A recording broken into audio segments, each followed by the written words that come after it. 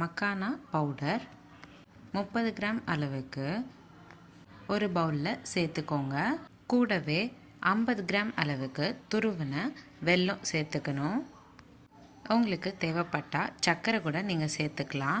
ஆனால் நான் இன்றைக்கி ஒரு ஹெல்த்தியான ஆப்ஷனில் செய்கிறதுனால வெல்லம் சேர்த்துக்கிறேன். அடுத்ததாக 1 ஸ்பூன் அளவுக்கு பாதாம் பவுடர், 1 ஸ்பூன் அளவுக்கு கேஷ்யூநட் பவுடர், 1 ஸ்பூன் அளவுக்கு கிரவுண்ட்நட் பவுடர், வேர்க்கடலை பவுடர் சேர்த்துக்கிட்டு அடுத்ததாக 20 ml போல் நெய் சேர்த்துக்கணும். இப்போது எல்லாத்தையும் நல்ல கையாலேயே கலந்து விட்டுக்கோங்க.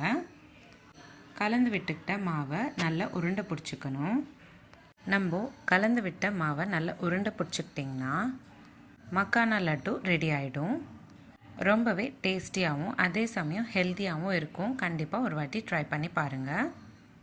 மக்கானா பவுடர் உங்களால் 15